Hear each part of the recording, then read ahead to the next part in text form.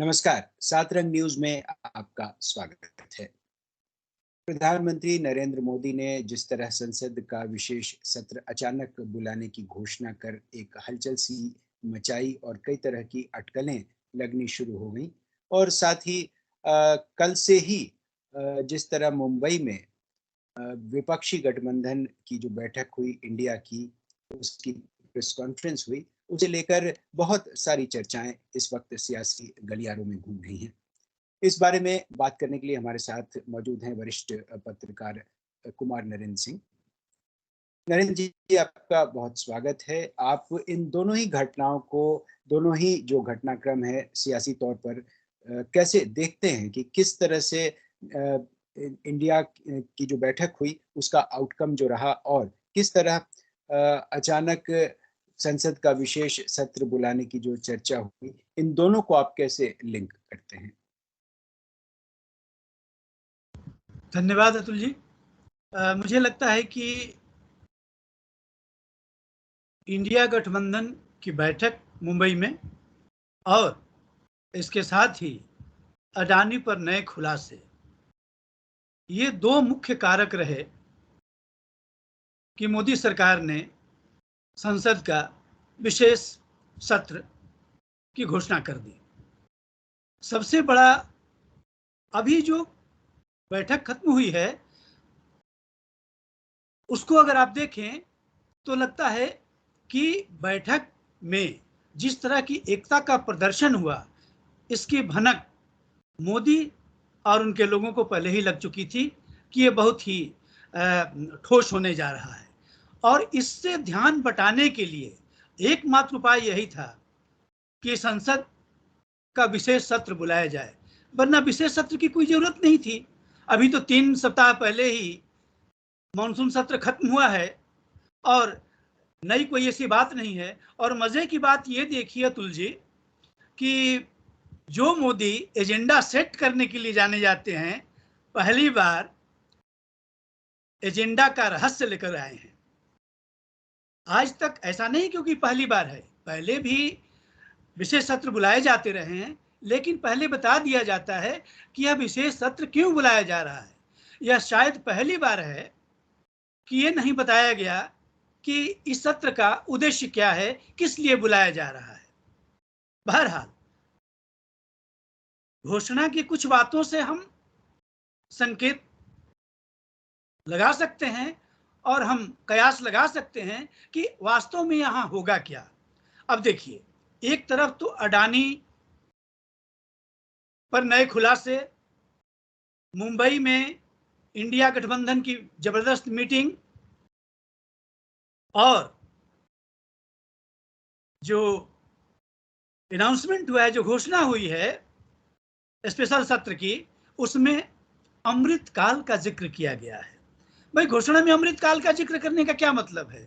इसका मतलब सिर्फ यह है कि विशेष सत्र में मोदी जी के उपलब्धियों के गुणगान गाए जाएंगे, ढोल पीटे जाएंगे और बताया जाएगा कि किस तरह भारत अब विश्व गुरु बनने के कगार पर खड़ा हो गया है। मेरा अपना आकलन यही है और शायद मेरा आकलन बहुत गलत नहीं होगा। ये 5 दिनों का जो 18 से 22 तक का है, उसमें आप देख लेंगे कि क्या होने जा रहा है जी। लेकिन अभी जो चर्चा चल रही है वन नेशन वन इलेक्शन को लेकर, मैं क्या अभी यही ऐसा आपको बताने जा रहा था कि कोई ऐसा ना समझे कि सिर्फ ढोल पीटा जाएगा। इसके पीछे कुछ निश्चित रूप से गुप्त एजेंडे भी हैं, उसका खुलासा नहीं किया गया है।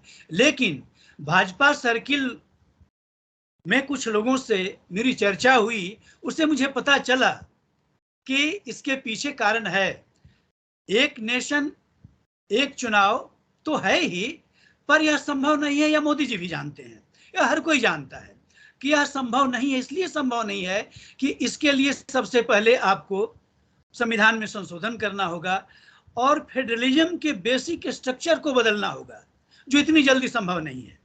इसलिए यह एक सिगुफा है, एक खेल है, इसके जरिए वो अपनी बात कहना चाहते हैं। हाँ, मुझे सबसे बड़ी बात लग रही है कि कहीं वो महिलाओं को 33% रिजर्वेशन का बिल न वहां पेश कर दें। इससे दो काम हो जाएगा। एक तो यह कांग्रेस की बड़ी महत्वाकांक्षी योजना थी और मनमोहन सिंह के समय में यह राज्यसभा में पारित भी हो गया था, लेकिन लोकसभा में मंडल पार्टियों ने, जैसे समाजवादी पार्टी, आरजेडी, जदयू इत्यादि जितने थे, इन लोगों के मुखालफत के कारण वह पास नहीं हो सका। मोदी जी अब चाहते हैं कि मैं इसका क्रेडिट ले लूं। 33% से एक तो इन्हें क्रेडिट मिल जाएगा और दूसरी तरफ जो ये गठबंधन है अभी इंडिया गठबंधन, इसमें छेद किया जा सकता है इसके जरिए।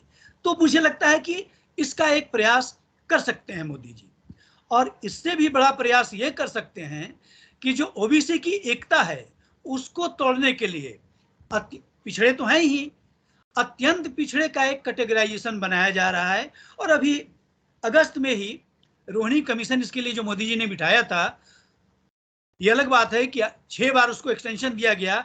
बहरहाल वो रिपोर्ट अब सबमिट हो गया है और उसका लबोलुबाब यही है कि इसको लागू करके जो पिछड़ों में अत्यंत पिछड़े हैं, अत्यंत पिछड़ों को अच्छे, जो कुछ संपन्न पिछड़े हैं, उनके समकक्ष खड़ा कर दिया जाए और इस तरह से चुनावी लाभ लिया जाए। कई लोग तो ये भी बता रहे हैं कि समान नागरिक संहिता की भी बात हो सकती है, लेकिन मुझे लगता है कि अगर उसकी बात होगी भी तो सिर्फ टेस्ट करेंगे मोदी जी, वह मूड देखेंगे कि इस पर कितना विरोध हो रहा है या कितना समर्थन मिल रहा है। लेकिन ये तो तय है कि मोदी जी इस विशेष सत्र के जरिए अपने चंद्रयान 3 की सफलता, G20 की मीटिंग, याद रहे G20 की मीटिंग के जस्ट एक सप्ताह बाद ही ये शुरू हो रहा है विशेष सत्र। तो विशेष सत्र को यही नहीं, अब तो P20 की मीटिंग होने जा रही है। जो पार्लियामेंट्री स्पीकर्स हैं, 30 देशों के लोगों ने तो उसमें हामी भर दी है कि हम आएंगे। तो इसका ढोल तो पीटना बहुत जरूरी है। और सबसे बड़ी बात जिसकी तरफ किसी का ध्यान नहीं है, और शायद मेरा भी ध्यान नहीं था, सोचने के बाद गया कि 5 राज्यों के चुनाव होने वाले हैं इस साल के अंत तक। उसके संदर्भ में मोदी जी इस विशेष सत्र में कोई न कोई नैरेटिव जरूर गढ़ेंगे, मेरा यह मानना है, क्योंकि नैरेटिव गढ़ने के उस्ताद रहे हैं। यह अलग बात है कि आजकल नैरेटिव गढ़ने में वो थोड़ा पिछड़ जा रहे हैं, नैरेटिव का जवाब देने में उनका ज्यादा समय चला जा रहा है। जो अभी इंडिया की जो बैठक हुई गठबंधन की, उसमें जो चीजें निकल करके आई हैं और वहां भी इस विशेष सत्र को लेकर के चर्चा हुई है और शायद इसका विरोध भी वहां से उभर करके आया है सामने कि अचानक मोदी जी ऐसे हथकंडे क्यों अपना रहे हैं। बहुत सही कहा वहां जी, बहुत सही कहा आपने। तो वहां के नेताओं की बातों को आप सुने तो ये साफ है कि मोदी जी इंडिया गठबंधन से थोड़ा परेशान हैं।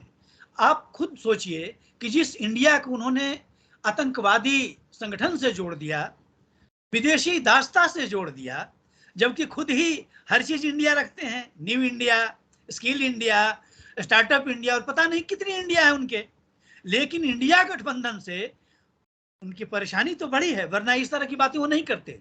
आप देखिए, खड़गे की बात सुनिए, राहुल गांधी की बात सुनिए, उद्धव ठाकरे की बात सुनिए या अन्य नेताओं की बात सुनिए, उनमें कहीं भी आपस में कोऑर्डिनेशन का अभाव नहीं है उनकी बातों में। वो सब एक साथ हैं और एक साथ मिल के चल रहे हैं।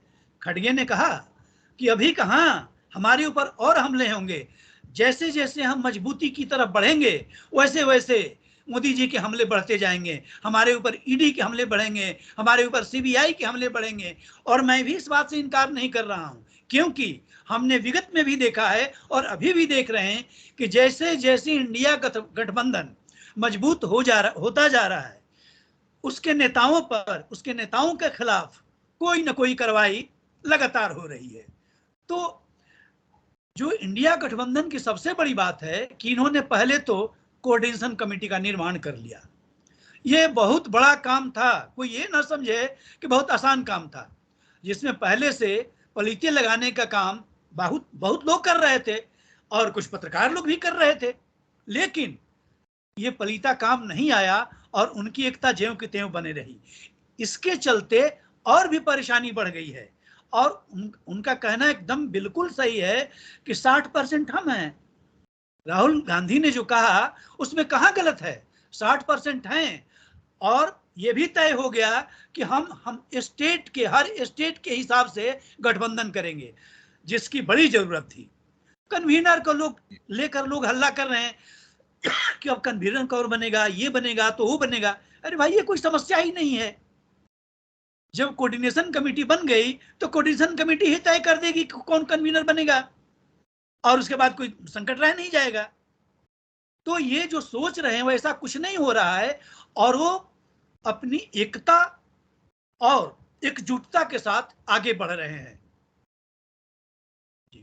बहुत बहुत धन्यवाद कुमार नरेंद्र सिंह जी आपका। आपने अभी बहुत संक्षेप में लेकिन बहुत विस्तार से अंदर की बातें निकालने की कोशिश की है, और हम आगे भी जो सियासी सरगर्मियां तेज होती जा रही हैं उस पर आपसे चर्चा करते रहेंगे। फिलहाल अभी के लिए धन्यवाद।